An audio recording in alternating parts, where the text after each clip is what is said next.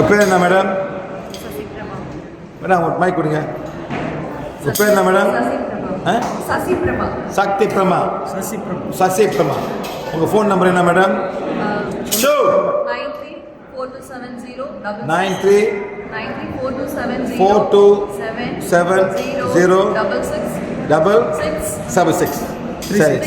36.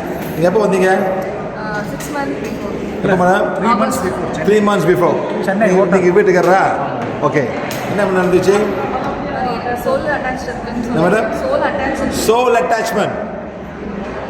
அதாவது அவங்க கூட ஒரு ஆத்மா இருந்துச்சு. அதாவது from 12 yearsல இருந்து எனக்கு ஸ்டார்டிங்ல இப்போ மேடம் 12 yearsல இருந்து அவங்களுக்கு பிரச்சனை இருந்துச்சு.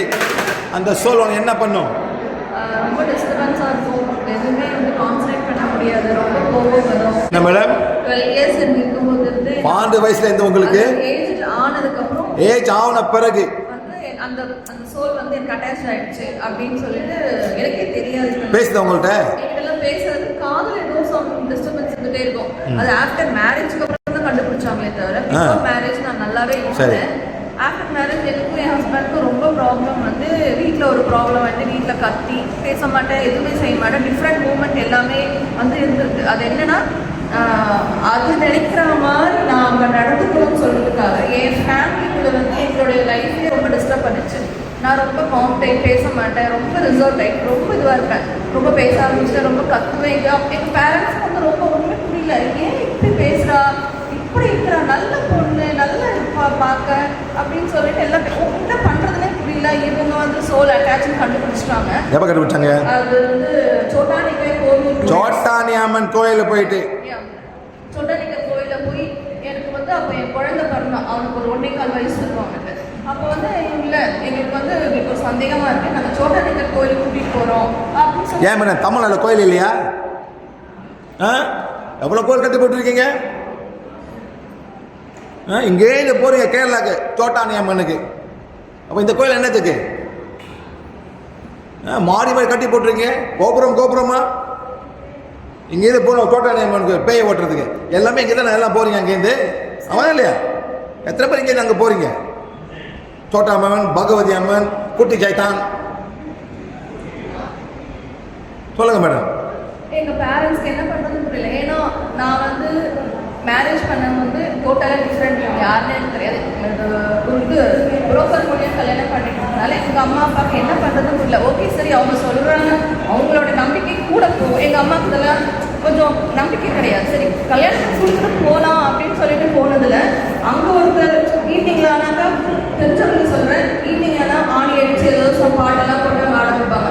நல்லா இருக்கிற பொண்ணு கூட அவங்க வந்து டான்ஸ் ஆட ஆரம்பிச்சிருவாங்க. டான்ஸ் ஆடுறீங்களா? டான்ஸ் ஆட ஆரம்பிச்சிருவாங்க ஈவினிங்ல. நீங்க 9 நாள் அங்க இருந்தோம். 9-10 நாள். நீங்க ஆமா. என்ன மாதிரி டான்ஸ் ஆடுவீங்க? மியூசிக் போட்டு ஆட பாப்போம். அதாவது எல்லா சோலும் ஆடுவாங்க, டிஃப்ரெண்ட் ஆடுவாங்க. நான் கொஞ்சம் டிஃப்ரெண்டா ஆடுனேன் அப்படின்னு சொல்லி ஒரு கண்டுபிடிச்சேன். ஓ எல்லாம் அங்க சோல் அங்க போவோம். ஆமா. வேற மாதிரி ஆடுவாங்க. நீங்க வேற மாதிரி ஆடுறீங்க. ஆமா. வாவ். அந்த மாதிரி ஆட நம்ம சந்திரமுகி மாதிரி. அதுல வந்து ஒருத்தர் சொன்னாரு, நான் பார்த்ததுல இருந்து இந்த பொண்ணை பார்த்தா சோல் அட்டாச் மாதிரி எனக்கு தெரியல, நீங்க வந்து இங்க கன்சல்ட் பண்ணுங்க, சைக்காட்டிக் டாக்டர் கிட்ட கூட்டிட்டு போங்க, அந்த பொண்ணு கிட்ட மைண்ட்ல ஏதோ ஒரு டிஃப்ரெண்டா இருக்கு. கோயில் சொல்றாங்க சைக்காட்டிக் டாக்டர் போறீங்கன்னு. அதுக்கு நான் என்ன பண்ணா சென்னையில வந்து அவர் பேர் தெரியல, ரொம்ப ஃபேமஸான டாக்டர். அவர் ஃபேமஸான டாக்டர் யார் பேரு? திருநாவுக்கரசு. அதாவது முருகன் பக்தர். அவர்கிட்ட போனதுல இல்ல சோல் அட்டாச் தான் இருக்கு. அவங்களுக்கு அந்த லைன்ல வேற இல்லையா, சோல் அட்டாச் அவங்களுக்கு தெரியாது. அவங்க நம்ப மாட்டாங்க மேடம். அவங்க சைக்காட்ரிஸ்ட் டாக்டர் மாதிரி பண்ணுவாங்க. இல்ல சம் டிஸ்டர்பன்ஸ் மைண்ட் வந்து அவங்க மைண்ட் தான். அவங்க மைண்ட் தான் சொல்ல மைண்ட் என்னன்னா அவங்க கல்ச்சர், அவங்க லே ஆஃப் லிவிங் வேற, இவங்க லே ஆஃப் லிவிங் வேற. அந்த பொண்ணு வந்து சூட் ஆகல. கொஞ்சம் அவளுக்கு என்ன சொல்ல டிஸ்டர்ப் ஆயிடா. அவளுக்கு அந்த திடீர்னு எல்லாமே மாறணுன்றதுனால டேப்லெட் தரேன். ஆனா நீங்க வந்து உங்களால இருக்க முடியும்னா நீ தான் டிசைட் பண்ணணும். அவங்க கூட நம்ம எல்லாம் அப்படின்ட்டு நான் இருக்கிறேன் அப்படின்னு சொல்லிட்டு அவர் என்ன சொன்னாருன்னா, கடைசியாக ஒரு வார்த்தை சொன்னார். 3 சிட்டிங் போனேன் நான். 3 சிட்டிங் அப்புறம் அவர் சொல்கிறாரு, இல்லைம்மா நான் வந்து அனலைஸ் பண்ணுறது உன்னை பற்றி நான் என்ன தெரிஞ்சுக்கிட்டேன்னா, அவங்க சாணி கோணி பையை கொடுத்து நீ இதுதான் போட்டுக்கணும் அப்படின்னு சொன்னாங்கன்னா போட்டுக்க ரெடியா, நீ தான் முடிவு பண்ண. சாக்கு. ஸ்போனி சாக்க தைச்சு போடணும். சாக்கு. ஆமா. இந்த அரிசி சாக்கா இந்த அரிசி சாக்கு எங்க போடணும்? அதாவது அத ட்ரெஸ்ஸா தைச்சு போடுவியா சார்? கோணிங்கிறது அரிசி போடுற சாமான் அப்போ பை சார். அதை வந்து அந்த துணியில டியூட்டி யார் சொன்னாங்க? அந்த டாக்டர் சொல்றாங்க. ஆமா, எனக்கு தனியா பேசினாரு அவரு. அதாவது அவங்க கோணி சாய மந்திரவாதி போடுங்க இல்ல, அவர் இந்த வார்த்தை சொன்னாரு. ஏன்னா எனக்கே ஒன்றும் புரியல, என்ன டிஸ்டர்பன்ஸ், நான் ஏதாவது கரெக்டா இல்லையோ, இல்ல நான் நிறைய கத்துக்கணும், இல்ல நான் கரெக்டா அப்படின்ற இதுல கூப்பிட்டு எடுத்துக்கலாம் போனேன். இது வந்து கோவிலுக்கு எங்க ஹஸ்பண்ட் கூட்டிட்டு போனாரு. டாக்டர் சைக்காட்ரிஸ்ட் கிட்ட யார் கூட்டிட்டு போனா? எங்க அம்மா கூட்டிட்டு போனாங்க. இல்ல, நீங்க கூட்டிட்டு போன இடத்துக்கு நான் வந்தேன், நான் சொல்ற இடத்துக்கு நீங்க வாங்க. எங்க 2 பேரும் ஒரே கிளாஷ் பண்ணி என்னைய ரொம்ப டிஸ்டர்ப் பண்ண ஆரம்பிச்சாங்க. எங்க அம்மா அம்மாவும் நீங்க ரொம்ப பெரிய பிரச்சனை ஆயிடுச்சு. எனக்கு வந்து ஆக்சுவலா ஏன் இப்படிலாம் பண்றாங்க, இவங்க எதுக்கு இருக்கிறாங்க இப்படின்னு. என்னமா அவங்க சொன்னாங்க இல்லையா, நான் போவேன் இல்லையா, நீ வாமா, அவங்க நீங்க வாங்க அப்படின்னு சொல்லி கூட்டிட்டு போனதுல ஓப்பனா சொல்றேன், ஹஸ்பண்ட் கிட்ட கொஞ்சம் ப்ராப்ளம் இருக்குமா, அவர் கொஞ்சம் டேப்லெட் எடுக்கணும். நீங்க என்ன டேப்லெட் கொடுத்தாரு? டாக்டர் எனக்கு ப்ராப்ளம் இல்ல அவரோட இது வந்து அப்படிதான், அவரோட மேக்கிங் அப்படி. ஏன்னா அவங்க அம்மா படிக்கல, அவங்களோட மேக் அவ்வளவுதான். நீ வந்து கொஞ்சம் வேற சொற்கள் இருந்ததுனால கொஞ்சம் அவர் கொஞ்ச நாளைக்கு மாத்திரை எடுத்தா போதும், நீ ஓகேமா. ஆனா நான் சொல்றேன், நீ ஓகேனா போவியா, அதை நீ தான் டிசைட் பண்ணிக்கணும் அப்படின்னு சொல்லிட்டாரு. ஏன்னா உனக்கு ஒரு குழந்தை இருக்கிறான், நீங்க 2 பேர் பிரிச்சிங்கன்னா அவன் பிரச்சனை அந்த மாதிரி ஏதாவது சொன்னதுனால நான் யோசிச்சேன்.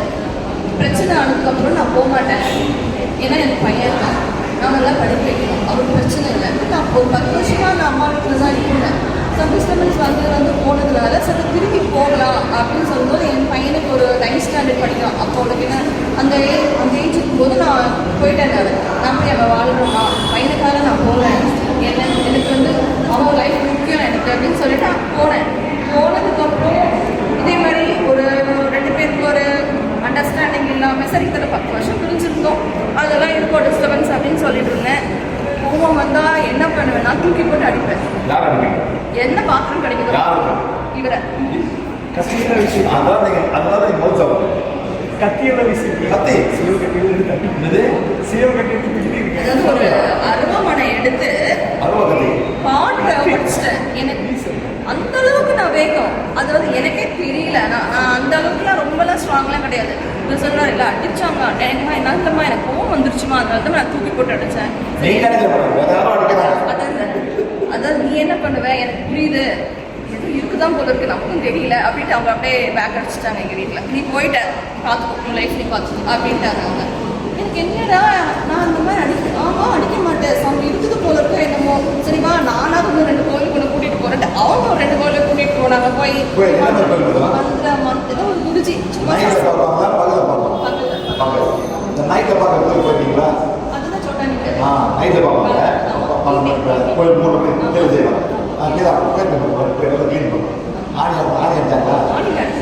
டான்ஸ் ஆடிச்சு அப்பயோ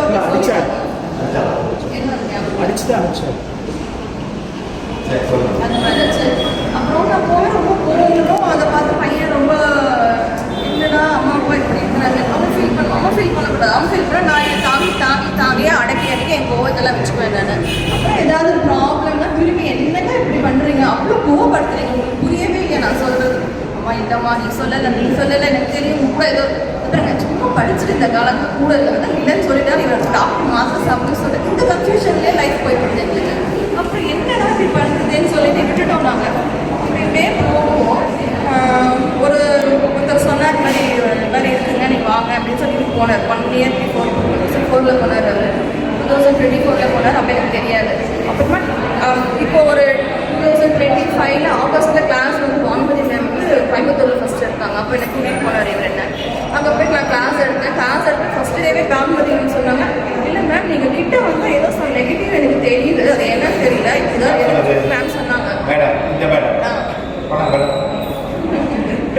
இந்த மேடம் சொல்லுங்க மேடம். Okay right. இவங்க எக்ஸ்பர்ட் மேடம், இந்த மாதிரி விஷயம் ரொம்ப எக்ஸ்பர்ட், ரொம்ப பேர் பார்த்துருக்காங்க. சொல்லுங்க மேடம். நான் வந்து ஒரு டீ பிரேக்கில் அப்படி டீ குடிக்கலான்னு வந்தேன் சார். வந்தவுடனே இவர் வந்து என் பக்கத்தில் வந்தேன். மேடம் எப்படியாவது என்னை காப்பாற்றுங்க மேடம். இவரை காப்பாற்றணும், இவங்க காப்பாற்றல, இவரை காப்பாற்றணும். இவர் வந்து என்ன சொல்கிறார், என்னை காப்பாற்றுங்க, அவ்வளோ கஷ்டப்படுறேன் சார். சார் ஓ சரியா போயிடு மேடம் தயவு செஞ்சு என் கேள்வி போயிடுச்சு ரொம்ப காலில் போடல சார் அப்படி ஒரு டென்ஷனாக என்ன பிரச்சனை சார் உண்மையா சார்? உண்மை. யார்கிட்ட சொன்னாலும் எனக்கு வழி கிடைக்கும் என்னெல்லாமோ பண்ணி பாருங்க சார் உங்கள் பிரச்சனை ஒன்றுமே கிடையாது சார் எல்லாமே உங்கள் கொண்டாடினால தான் சார் பிரச்சனை ஒரே வரும் அப்படின்னு சொல்லிட்டீங்க. அப்படியே சொல்லிட்டு நான் கொண்டாடி தான். பார்க்கல கொண்டாடி வரல. பார்க்கல சரி, ஓகே. சரி மேடம், சொல்லுங்கள். மேடம் சொன்னாங்க இல்லைம்மா சாப்பிட்டுட்டு இருந்தேன் கிளாஸ் எடுத்தாங்க சைலண்ட் ப்ளீஸ். சாப்பிட்டுட்டு இருந்தோம் மேடமே வந்தாங்க கிட்ட ஆனால் நினச்சிட்டு இருக்கேன் இவங்க எப்படி மீட் பண்ணுவேன் எப்படி பண்ணுறது என்ன பேசலாம் எப்படி எனக்கு நான் கரெக்டாக இவங்க எடுத்துட்டு வாங்க அது ஒரு ப்ராப்ளம் இருக்குது நம்ம கேட்குறது தப்பா என்ன ஓப்பனாக பேசுனா அவங்க நம்ம டிஸ்டர்பன்ஸ் ஆகிடும் எனக்கு ஃபஸ்ட் டைம் அன்றைக்கி தான் நான் கிளாஸ்க்குள்ளே நுழையிறேன் அப்போ மேடமே வந்தாங்க என் பக்கத்தில் மேடம் உங்களுக்கு என்ன பிரச்சனை அப்படின்னு கேட்டாங்க நான் இல்லை முட்டி வருகிறது அப்படின்னு சொல்லிட்டு இருக்கேன் நீங்கள் வந்து நான் படிங்க மேடம் அப்படின்னு சொல்லிட்டு போயிட்டாங்க இல்லை இப்படி விடக்கூடாது மேடமே வந்துட்டாங்க ஃபஸ்ட் ஸ்டெப்பு அவங்க வச்சுட்டாங்க நெக்ஸ்ட் நம்மள போய் கேட்கலாம் அப்படின்னா வருவீங்க அப்படின்னு பார்த்துட்டு இல்லை மேடம் கிட்ட வந்து ஏதோ சம் நெகட்டிவிட்டி எனக்கு தெரியுது என்னன்னு பாருங்க என்னமோ அப்சர்வ் ஆகுது அப்படின்னாங்க எலுமிச்சை பழம் கயிறு எல்லாம் பண்ணாங்க அப்புறம் ரிங் ஒன்று எலுமிச்சை பழம்? போட்டுருக்கேன் ரிங்கு யானையுடைய ரிங்கு அது போட்டுட்டு இருந்தேன் மேடம் சொன்னவே இல்லை இதை கழுத்துங்க அப்படின்னா கழுத்து ஸ்கேன் பண்ணுறவங்க வேணாம் மேடம் நீங்கள் நல்லா தான் இருக்கிறீங்க இது வந்து இழுத்து உங்களை நெகட்டிவ் பண்ணிகிட்டே இருக்குது யானை முடி அப்படி உடனே அன்றைக்கி டிஸ்போஸ் பண்ணிட்டேன் அப்புறம் எனக்கே ஒரு ஆச்சரியம் ஃபஸ்ட்டு நாளே இப்படியா இது சோல் இருக்கிறது உண்மையோ அப்படின்னு ஒரு டவுட் வந்துச்சு. நீங்களே டவுட் பண்ணுறீங்க? நான் எனக்கு டவுட் வந்துச்சு. நான் ரொம்ப இவ்வளோ நாளாக யாரும் சொல்லுங்க யாரும் சொல்லல. அப்பெல்லாம் சொல்லலை சார் அப்பெல்லாம் எதுவுமே தெரியாது. உடனே நான் வந்து இவர்கிட்ட நான் சொன்னேன் சார் என் ஒய்ஃபுக்கு சோல் இருக்கு ஆனால் நீங்கள் போய் சொல்லிடாதீங்க உடனே சொல்லிடாத நான் பேசிக்கிறேன் வெயிட் பண்ணுங்க மொத்தமே அவங்க கல்யாணத்துக்கு முன்னாலேருந்து ஒரு சோல் இருக்கு அதுதான் பிரச்சனை முதலே சொல்லிட்டேன் சார் ஆனால் நீங்கள் போய் சொல்லக்கூடாது சொன்னீங்கன்னா பிரச்சனை பெருசாக நான் கொஞ்சம் பயந்துருவேன் ஏன்னா பயந்து சுபாவம் சாதாரணமே ரொம்ப ஷை டைப்பு ரொம்ப பயப்பு இப்படி கல்யாணத்தை அரகண்ட் ஆகிட்டாலே ஒரு பெரிய விஷயம் எனக்கு அந்த ஒரே தாட் ஓடிட்டே சரி கடைசியாக எப்படி என்கிட்ட தான் சார் சொல்கிறேன் அப்புறம் என்னாச்சு நான் உடனே நான் படிக்க சொன்னாங்களே கிடக்கல நான் 3 நாள் உட்காந்து நல்லா படிச்சு இது பண்ணேன் அப்புறம் மேடம் சொன்னாங்க ஆகஸ்ட் வந்து சார் வராரு நீங்கள் ஒரு நாள் 1-to-1 மீட்டிங் எடுத்து நீங்கள் வந்து மீட் பண்ணுங்க அப்படின்னு சொன்னார் சார் மேடம் சொன்னாங்க இவர்கிட்ட இவரும் வந்து சொல்லவும் எனக்கு ஒரு ரொம்ப இன்ட்ரெஸ்ட் ஆகிட்டேன் உடனே போனாங்க இவர் எங்கே கூட்டம் போயிடுவேன் ஏதோ நமக்கு தெரியாது எனக்கு தெரிஞ்சு வேதாந்த மெசேஜ் தான் நான் வந்து 10 இயர்ஸ்லேருந்து நான் அதை பார்த்து ஃபாலோ பண்ணிட்டு இருக்கேன் வீட்டில் பண்ணுவேன் இவருக்கு அப்படின்னு சொல்கிறாரு சரி அங்கே தான் போய் பார்க்கலாம் இங்கே தான் போய் பார்க்கலாம் ஒரு 2 போனேன் எனக்கு அவ்வளோ சிலதெல்லாம் வந்து அவங்கக்கிட்ட போனதில் வந்து சிலது ஓரளவுக்கு கொஞ்சம் நல்லா பிடிச்சது சிலது நமக்கு செட் ஆகுது அப்படின்னு மனசில் வச்சுக்கேன் ஆனால் இதில் சொல்ல மாட்டேன் ஓகே போகலாங்க போகலாம் ஓகே போகலாங்க அங்கே போய் உட்காந்துருக்கேன் ஓரமாக உட்காந்துட்டு நான் போகவே மாட்டேன் போகிற அந்த முழு காலை புரியுறாரு அப்படியே பார்ப்பேன் என்னோட காலை புரியுறாரு அதை புரியுறாரு நமக்கு பிடிச்சது அப்படின்னு நான் ஃபீல் பண்ணி மனசில் அடக்கிட்டு எல்லாத்தையுமே அடக்கிட்டு சரி பக்கத்தில் போய் காலை அந்த குருவா என்கிட்ட பேச மாட்டார் இவங்கிட்ட பேசிருக்காரு எனக்கா ஒன்றுமே புரியாது சரி சரி சாரை பார்க்கலாம் நான் சாரை மீட் பண்ணுறோம் ஆகஸ்ட் நான் இப்போ கிளாஸ் இப்போ